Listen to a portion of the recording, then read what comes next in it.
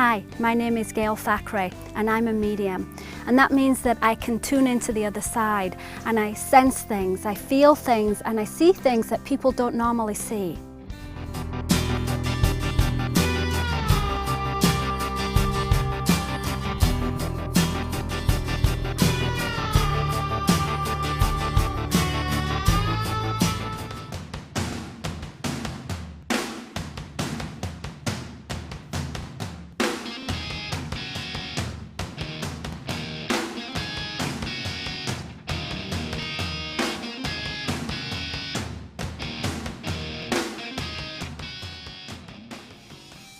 We're at Avebury Stone Circle and this particular part is called the Cove.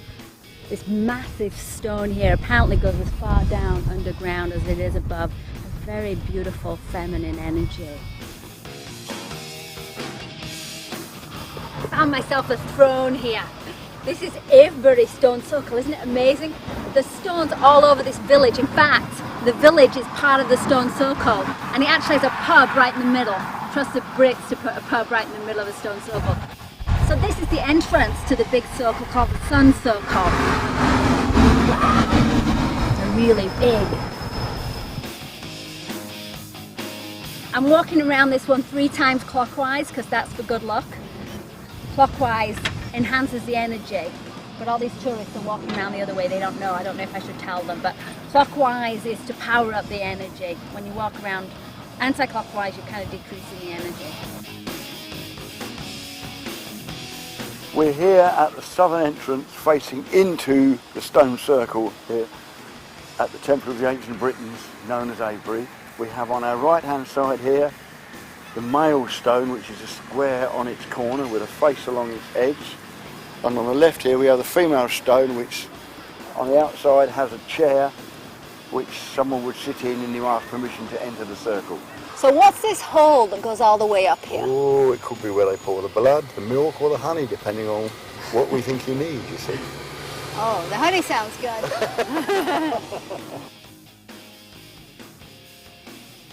Are there a lot of energy lines that cross in this particular part of the world? It has been very carefully assessed that ley lines are invariably straight, apart from when they meet Avebury. There are 2 major ley lines that come from the west up through here, and they go round Avebury in a circle and then go on again. And this is apparently the only place where ley lines do this.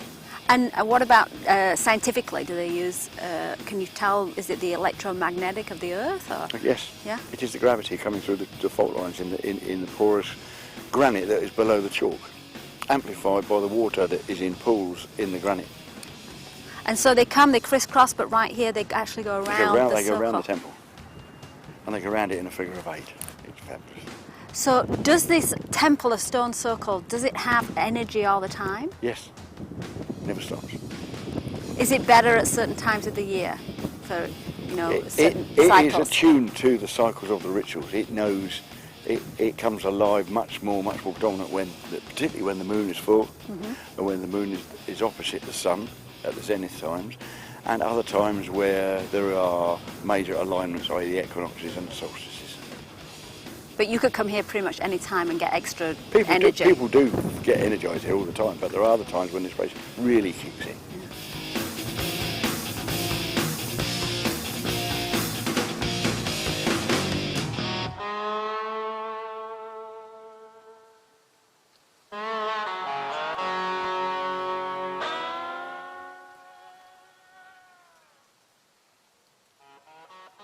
Silbury Hill is the largest man-made mound in Europe.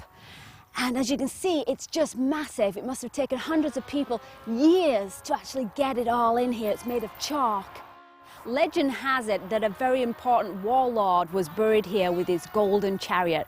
But of course, nobody knows because it's never been excavated.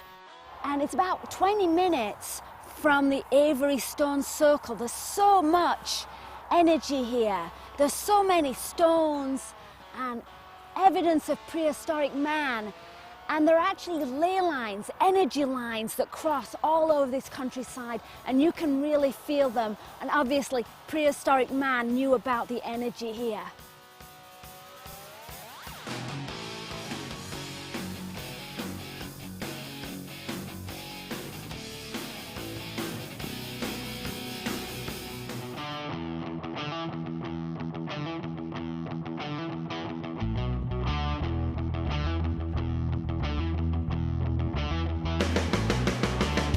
the entrance to West Kennet Barrow. This is the entrance to the burial chamber. I'm going to go inside here. Wow, I'm now entering the burial chamber. Wow, it actually goes back quite far and there are still people buried under here. They say there's been extraterrestrials here. You can feel a lot of energy. Wow, I really want to sit here and meditate a while, but you can really feel it. This is the largest burial ground, and I'm sitting in a very small portion of it that has been excavated. You see people have left pieces of corn probably from the crop circles. And I brought some of my healing pictures from home because I feel like this is an energy that we can connect with and we can use. And then just think about what you would like to release. What would you like to release right now? And go ahead and blow that thing into your stone. And we ask that we have beautiful white light from Divine Source protecting us while we're here in this sacred space. Whatever health issues, emotional problems, physical problems, spiritual problems, see if you can feel a presence, a very wise being standing next to you. And we're going to ask that we place our stone in this beautiful sacred space. Take away all our issues. And so be it. Amen.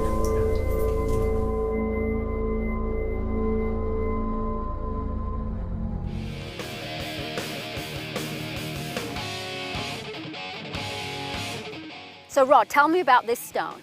This is one of two stones called the Pipers.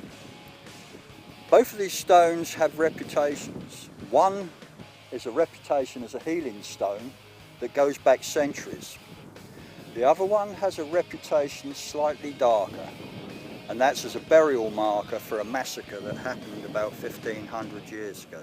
So is this the good one or the dark one? Now that's for you to discover, but so far very few people have ever got it wrong, whether they believe or not.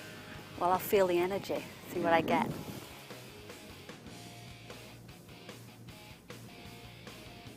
Well, it feels very nice.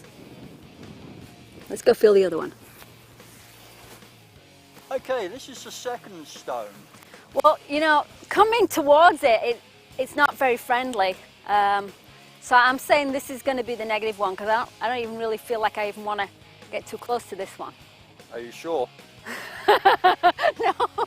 Am I going to be totally wrong here? Are you sure? You're on camera. Yeah, I'm sure. You're right. This is the bloodstone, and in fact I'm standing here on top of the capstone where the grave is supposed to be. It's a benign energy, but it's not the healing energies of the other stone. To me, you just get the feeling that you're not welcome. Bit of pushing away. Yeah. Don't really want to go and press against that one. But it's actually a couple of degrees cooler than that one when you feel it. So. Go on then, I'll touch it. Cooler? Yeah, I'm done.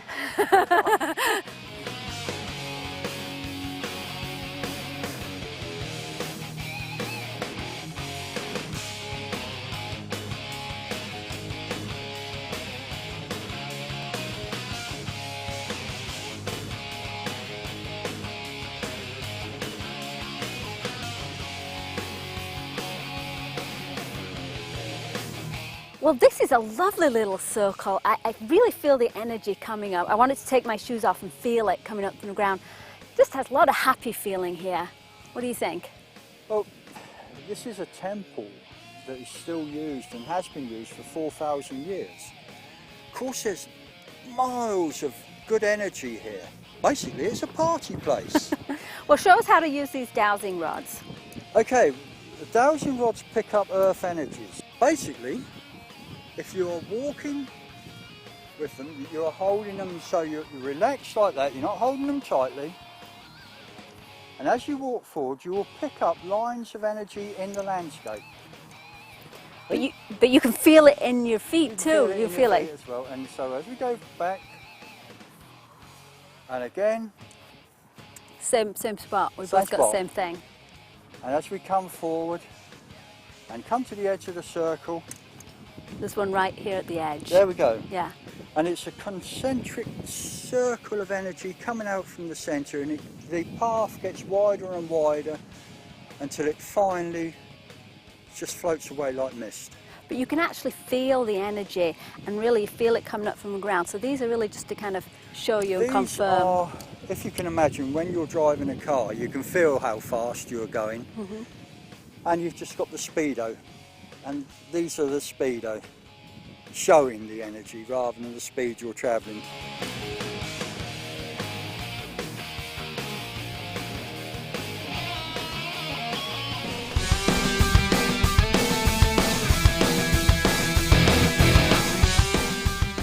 So as soon as I came into the circle, I got the message, fertility. Is this a fertility stone? This is actually a fertility area, and people still do use it as a fertility stone.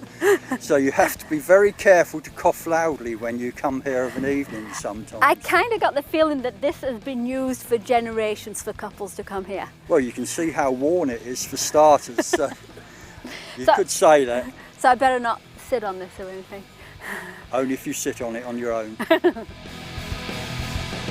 Well, this one looks like proper quartz crystal as opposed to the other ones that are stone. Is that right? And is that usual? It's very unusual to find a lump of crystal this size, and I've never seen one as big anywhere else, and how it got here we don't know, but it seems to magnify energies in such a way that somehow it works with this old circle. It's amazing energy. It's like touching a really, really big crystal. Yeah, try putting that on a pendulum. Wow, look at the energy on this one. I mean, this is just going crazy. Look at that. Wow. This is the quartz crystal and you can really see the energy. Look at that.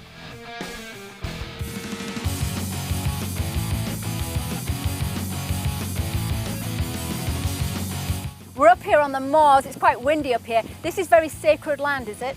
This area has always been a sacred landscape, and the old people respected it, which is why they buried their dead here. And this is what remains of an ancient tomb that's round about 3,000 years old. Wow. So lots of weird energies here, lots of interesting things here, and lots of legends.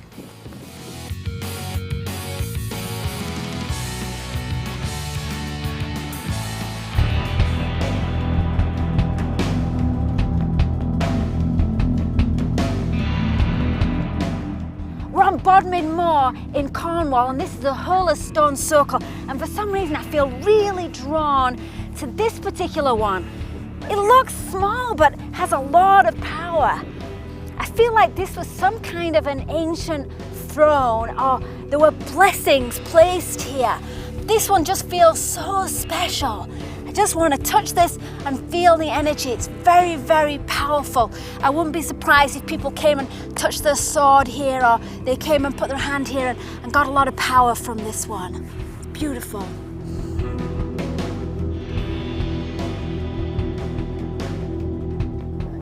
So what I'm going to do is I'm going to do a psychic attunement, open up your third eye, and it's going to be wonderful in this sacred space. So you just relax and you close your eyes and you just allow that energy to come through, okay?